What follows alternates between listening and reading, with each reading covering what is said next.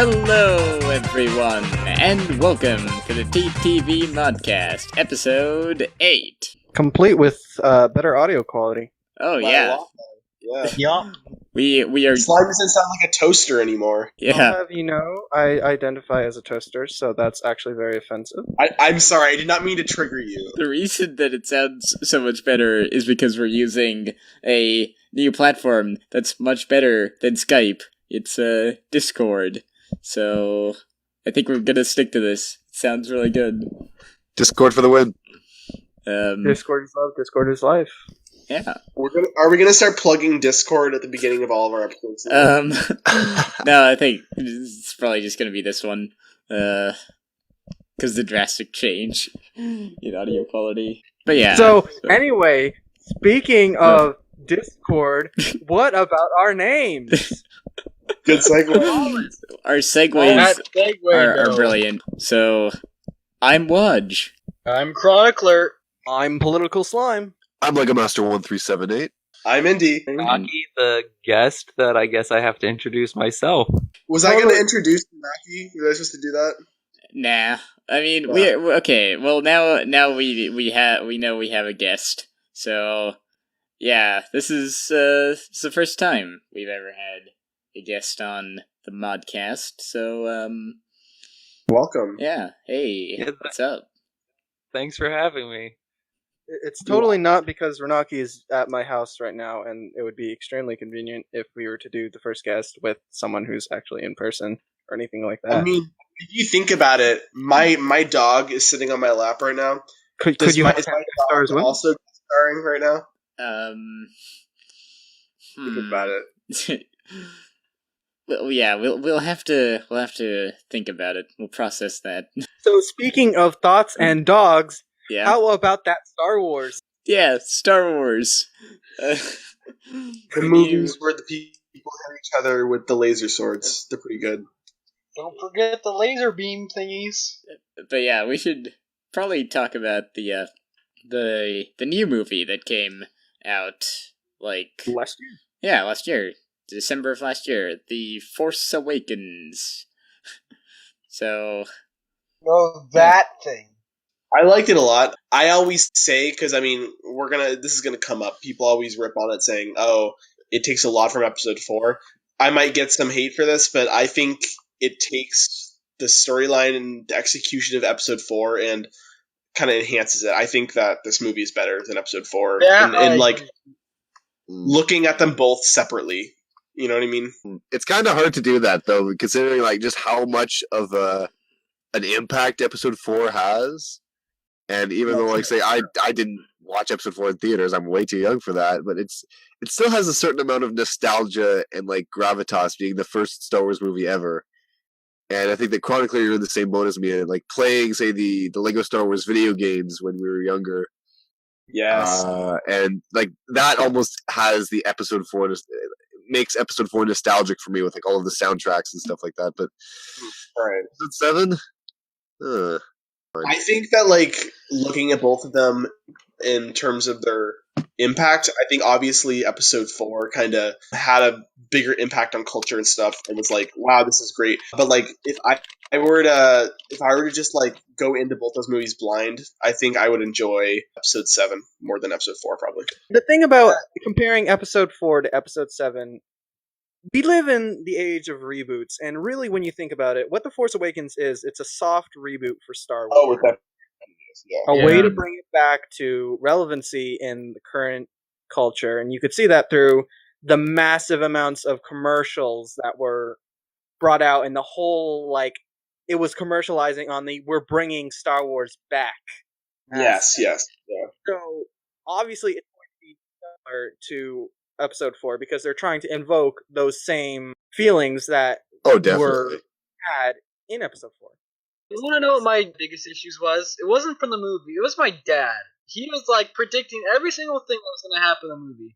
He got almost every single plot point right. When I was like waiting outside in the cold, I asked him what he thought was going to happen in the movie. He got almost every single plot point right. I saw the first trailer for episode 7. He was like, oh, someone's going to die. I think it's Han Solo. And then, like, we see the first poster and we see Starkiller Base in the back. He's like, I was right, there's another Death Star. It's like, Why is there going to be another Death Star? Why? That is something I hated. Like, I'll be honest. Yeah, that's I think the first instance for me of like Star Wars technology not really making a whole lot of sense. Like they explained it differently in the novelization. I read the novelization a little while ago, and it's like just the entire concept of Starkiller Base. Like I'm not saying it's a bad thing because I think it's very good that episode 7 kind of threw you into the action. But as for Starkiller Base, it was kind of like it just didn't work that well, I find. Right. I think it kind of epitomizes nostalgia.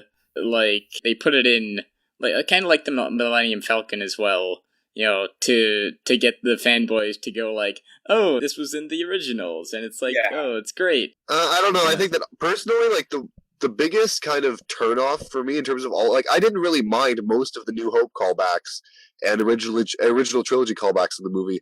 The thing that really kind of pulled me out of it was how ridiculously similar the Resistance base was to the Rebel base on Yavin. All of the other stuff I could put up with, but that was just like pushing it a little bit too far. Even Starkiller base was fine, but the Resistance base, like down to the control room, was the exact same almost. At least Starkiller had like a different setting where it was like a snowy planet. And I'm like, okay, that's kind of cool, I guess. But like, yeah, I mean, at first I was like, wait, is this Yavin 4? Like, I wasn't sure. I was like, what? That and the fact that Jakku was so similar to Tatooine. It was, yeah. Maybe. Like, at that point, like, okay, yeah, I get that, like, so much of the series takes place on Tatooine, but, like, at that point, if you're gonna have it that similar, just call it Tatooine.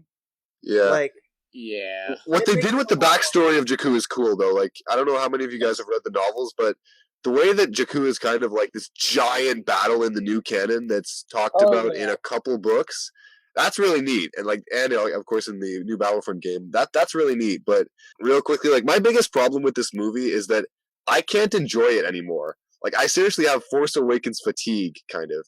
Maybe due to the ridiculous amount of hype. I can still like it, but I have one problem with the movie. It's that I really flippin' hate Kylo Ren's dialogue. He tries to say something cool. It's just he sounds so nervy. It's like, you gotta join me to the dark side. I'll be your teacher. It's like it just doesn't sound threatening. It doesn't sound cool. It sounds like some kid trying to sound cool. I really appreciate Kylo Ren because, like, to me, it feels like what Anakin Skywalker could have been, and I'm glad for that. I don't know. And I actually like him as a villain. It's really odd. I thought I would have hated him, but after I got out of the movie, I was like, oh, I kind of actually like this guy. He's different from other Star Wars villains. Instead of just being like, oh, I have a red lightsaber and I'm powerful and gonna defeat you or anything. It's like, I'm just a nerd who wants to be a bad guy, and I am not doing a good job. Yeah, he's very different as a Star Wars villain, you're right. Just in terms of that kind of internal conflict, how he's like pulled to the light side.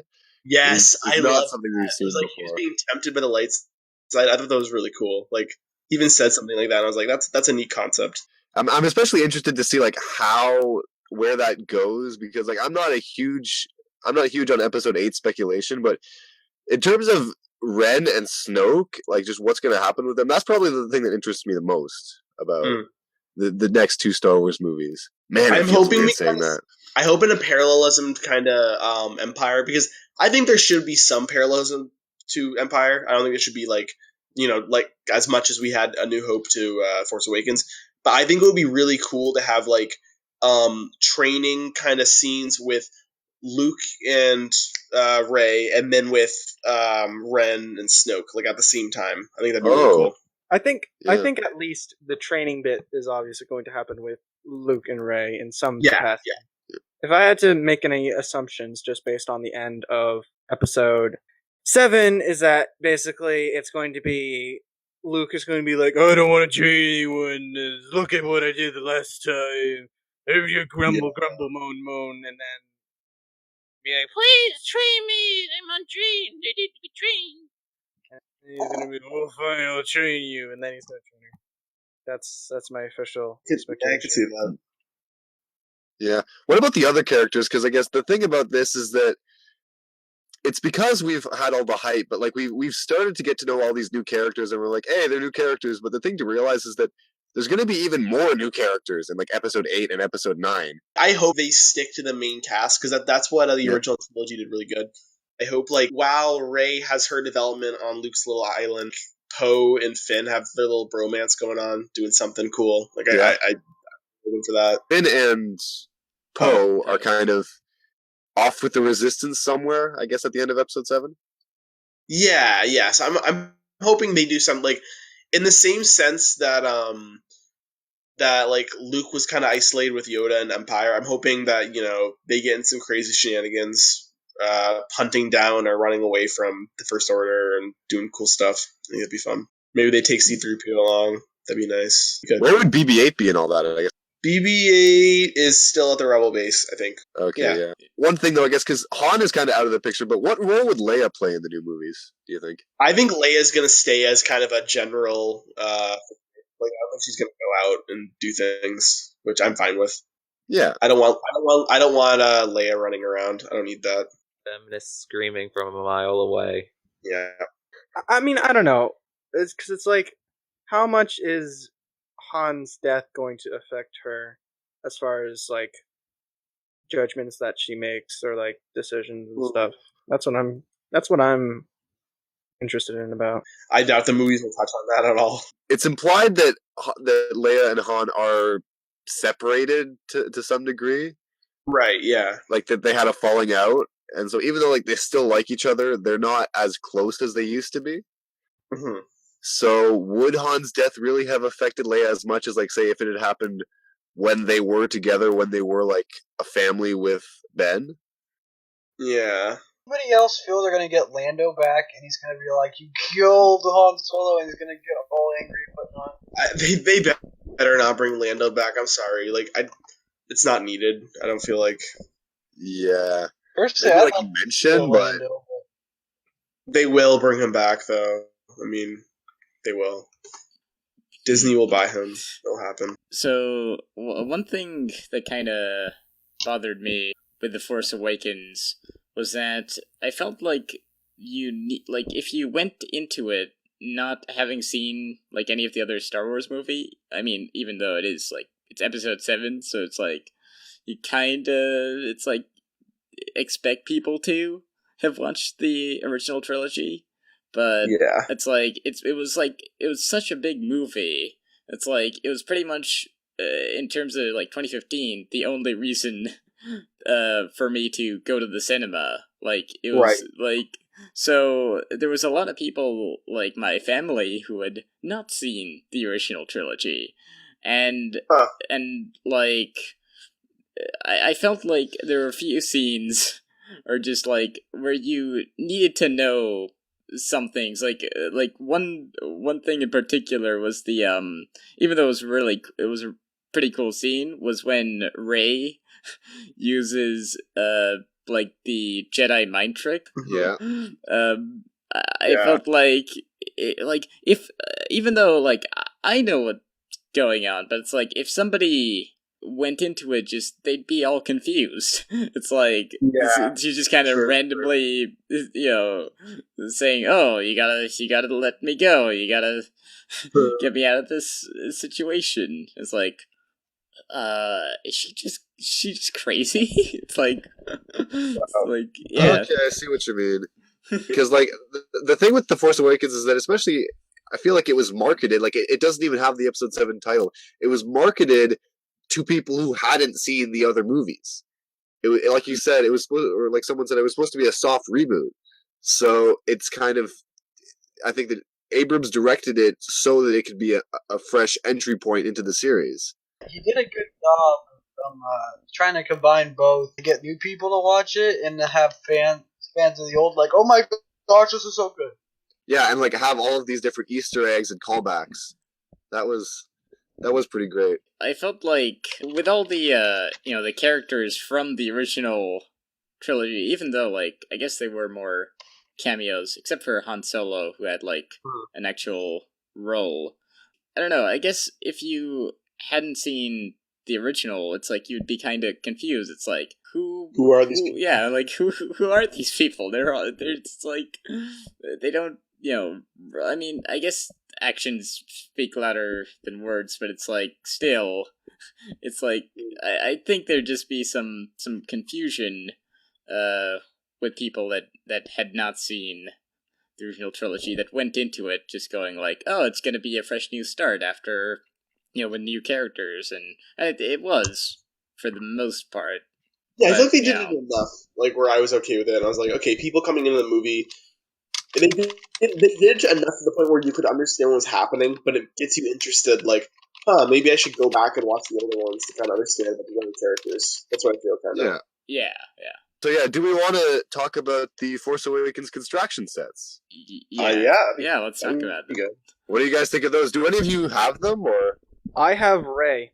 In terms of the Force Awakens, I don't have any, but yeah, we can just talk about Star Wars construction figures in general. Do you guys think they're worth it? I don't like the human ones. They creep me out too much. They're too Galador. The faces. Yeah. I know that General Grievous, in my opinion, is one of the best. That's why I have 2 of them now. Oh my god. One of the parts. Oh wow. But I got it on clearance for half off, $17. What? Okay, that's $17. insane. Yeah, That's like the price of Where Pohatsu is up that here. store? I ended up also getting Obi-Wan and Cody at the same time because they were both 13 and 9 respectively. Wow. Okay. Dang. What is with America and like your crazy clearances on construction sets? Yeah, It's man. just him. I don't have these on clearance. It's just him.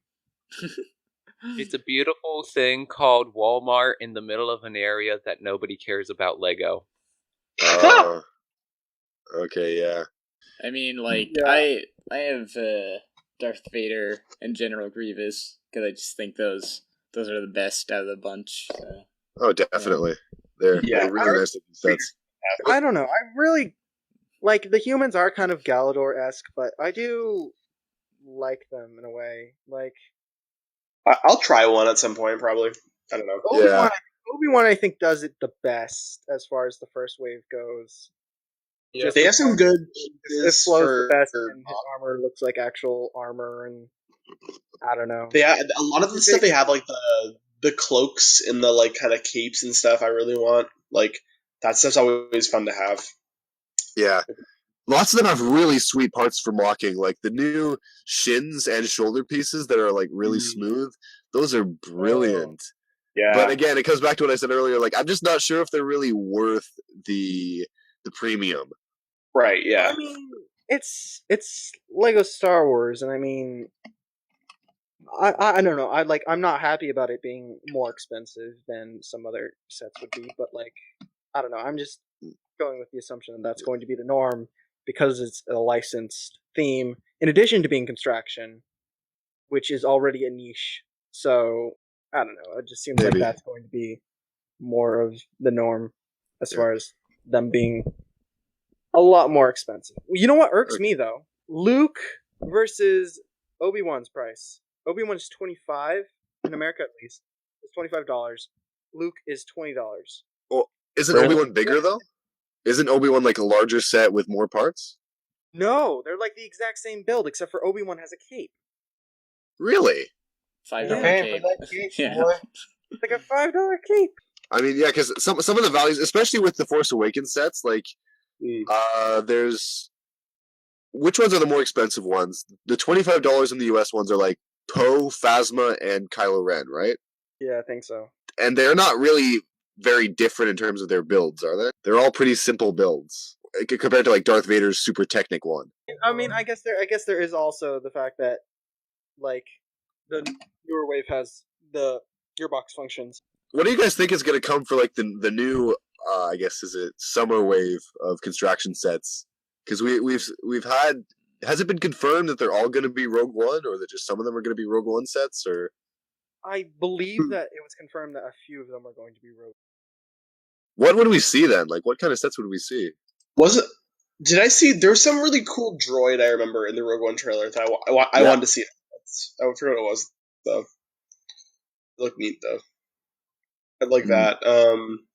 That'd be interesting to make in construction because they haven't done any of the droids in construction yet. They haven't done any of like the battle droids from the Clone Wars in construction, which I find is kind of a shame. Oh yeah, But that's it's- gonna be I'd cool. like to see a droidica. That'd be really neat.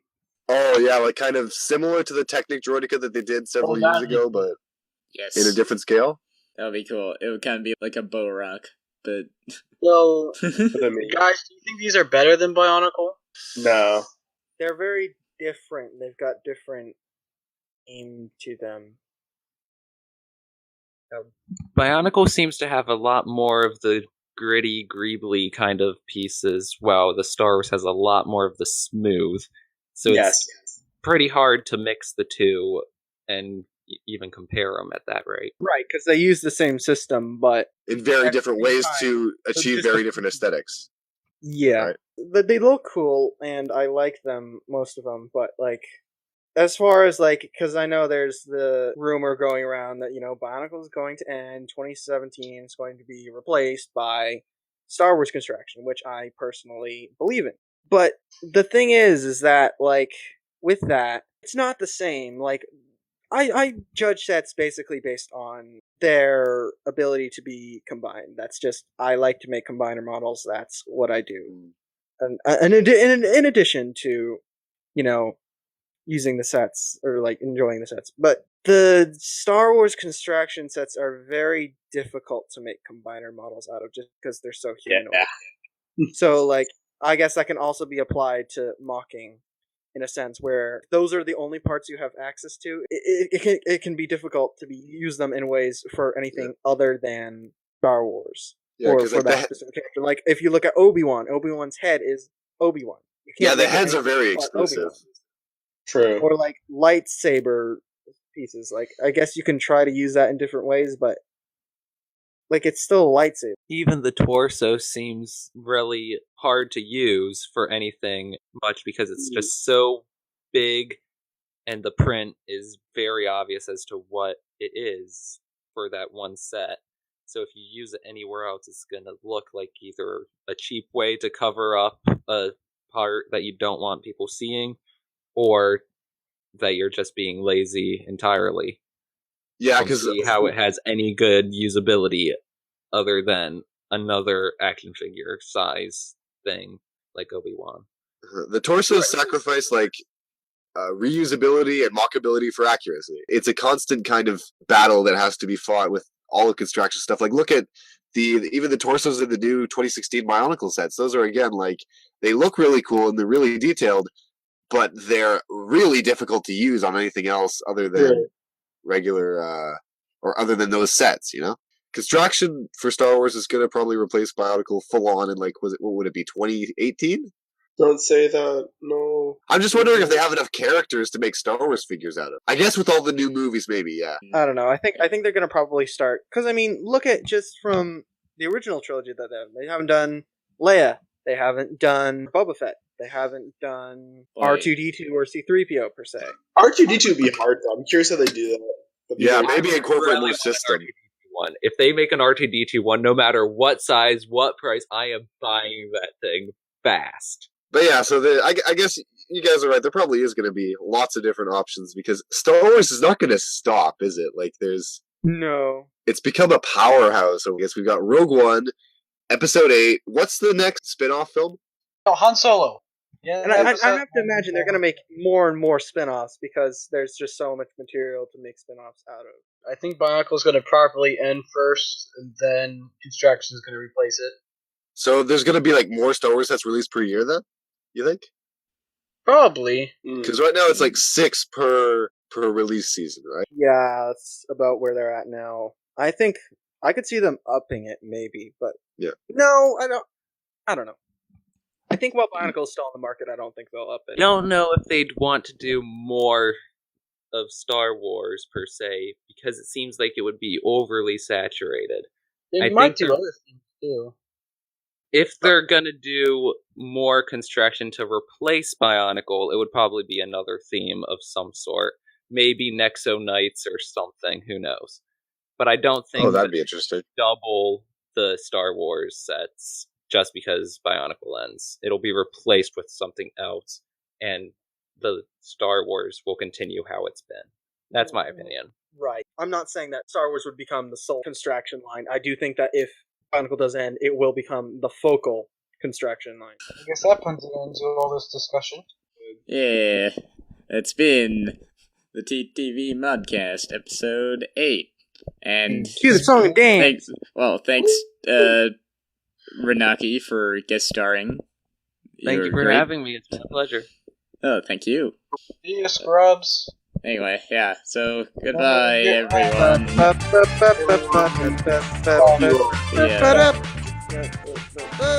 Yeah.